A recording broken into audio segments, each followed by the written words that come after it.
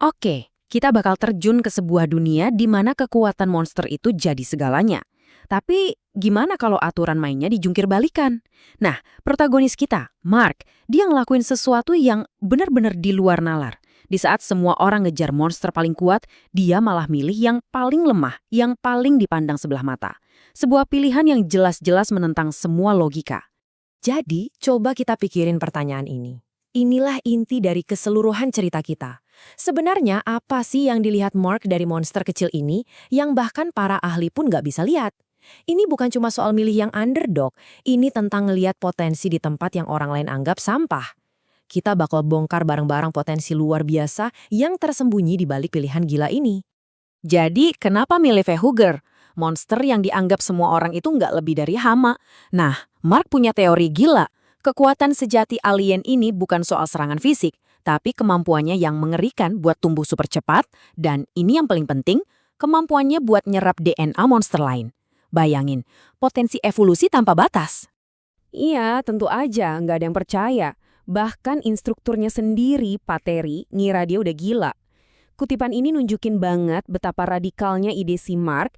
Ini bukan lagi soal strategi, ini soal nantang seluruh cara berpikir yang udah ada. Dan inilah yang bedain seorang jenius dari orang biasa. Ngelihat peluang di mana orang lain cuma lihat kegagalan. Dan iya, teori sebagus apapun harus dibuktiin di lapangan kan? Tantangannya datang lebih cepat dari dugaan. Felix, salah satu murid baru terbaik, langsung menantang dia di hari pertama. Ini pertarungan klasik banget. Teori gilanya Mark yang belum terbukti melawan kekuatan monster kuno yang udah jelas-jelas kuat dan diakui semua orang. Oke, mari kita lihat gimana pertaruhan gilanya Mark ini akhirnya terbayar. Dan disinilah ceritanya jadi benar-benar seru sekaligus sedikit ngeri. Soalnya Mark nggak cuma netasin alien biasa, dia ngelakuinya pakai metode yang dilarang dan belum pernah kepikiran sama siapapun sebelumnya. Nah, ini dia bagian paling gilanya. Prosesnya, Mark itu nggak pakai hewan atau monster lain sebagai inang. Dia pakai replika sempurna dirinya sendiri. Kenapa coba? Karena dia tahu kekuatan terbesar alien itu ada di asimilasi genetik. Dan DNA manusia dengan segala kerumitannya adalah cetak biru evolusi yang paling sempurna. Sumpah, nggak ada seorang pun di dunia ini yang pernah nyoba hal segila ini. Ini benar-benar jenius di ambang kegilaan. Setelah proses inkubasi yang ngeri itu, apa yang lahir? Monster yang disebut chestburster ini. Awalnya sama sekali nggak meyakinkan. Tingginya cuma sekitar 6 kaki, kurus dan kelihatan lemah.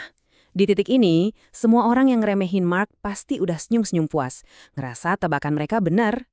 Tapi mereka salah besar. Cuma dalam beberapa jam setelah makan, ukurannya meledak. Tingginya jadi 16 kaki. Dan dia berubah jadi ratu alien yang megah sekaligus menakutkan.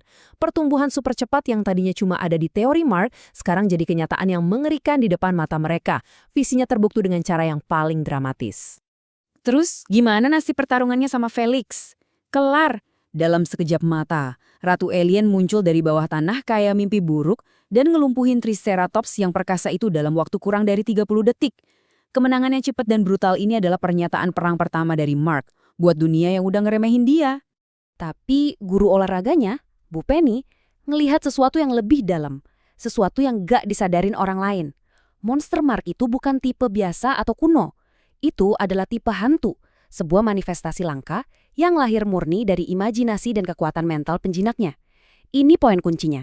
Mark itu bukan cuma jinakin monster, dia nyiptain monster dari pikirannya sendiri. Kekuatannya jauh lebih personal dan dahsyat dari yang dibayangin siapapun. Punya kekuatan segede ini, jelas dong dia jadi pusat perhatian. Dan gak semuanya positif. Sekarang kita beralih ke ancaman baru yang dihadapi Mark. Kali ini bukan dari monster lain, tapi dari, struktur kekuasaan di sekolahnya sendiri. Anak-anak OSIS yang dipimpin senior-senior haus kuasa coba buat ngendaliin dia. Mereka nggak nantang langsung. Mereka main politik. Mereka nawarin sumber daya melimpah, tapi ada syaratnya. Mark harus tanda tangan kontrak yang bakal ngikat masa depannya ke kemauan mereka. Tapi jelas, Mark nggak bisa dibeli. Penolakan Mark ini akhirnya mancing konfrontasi langsung. Seorang anggota OSIS bernama Morgan nantang dia. Mikir kalau 5 monster serigala besi mutannya bisa dengan gampang ngalahin satu ratu alien. Kesalahan klasik, dia ngandelin keunggulan jumlah. Dan disinilah kita bisa lihat kepercayaan diri Mark yang dingin dan mutlak. Tepat sebelum Morgan sadar kesalahan fatalnya, Mark ngasih peringatan terakhir ini. Dia nggak sombong, dia cuma nyatain fakta. Dia tahu persis apa yang bakal terjadi selanjutnya. Dan ini dia, jawaban telak dari peringatan tadi. Mark ternyata nggak cuma punya satu monster. Dia punya pasukan. Lebih dari 30 alien muncul dari bayang-bayang, langsung ngepung dan bikin pasukan kecilnya Morgan gak berkutik. Morgan ngira dia menang jumlah. Dia bahkan gak tahu arti jumlah yang sebenarnya buat Mark. Dan inilah bagian terbaiknya. Dengan memparasit serigala besi yang udah bermutasi, pasukan aliennya Mark berevolusi. Mereka dapat kemampuan baru yang mematikan. Langkah bayangan. Alien manusia serigala sekarang bisa ngilang, nambahin elemen teror psikologis dan kejutan ke pasukannya yang emang udah serem banget. Yuk kita lihat gimana pasukan yang terus berevolusi ini diuji di panggung yang lebih besar. Mark sekarang masuk turnamen pemula, di mana dia bakal berhadapan sama murid-murid terbaik dari sekolah saingan. Ujian yang sesungguhnya baru aja dimulai. Pertandingan pertamanya bahkan nggak bisa disebut pertarungan. Ini lebih ke demonstrasi teror psikologis murni. 3 lawan pertama langsung nyerah gitu aja pas lihat monsternya. Mereka bahkan nggak coba ngelawan. Yang terakhir si kapten tim coba buat ngelawan dan langsung dikalahin dalam satu serangan tak terlihat. Kemenangan total dan mutlak tanpa perlawanan berarti.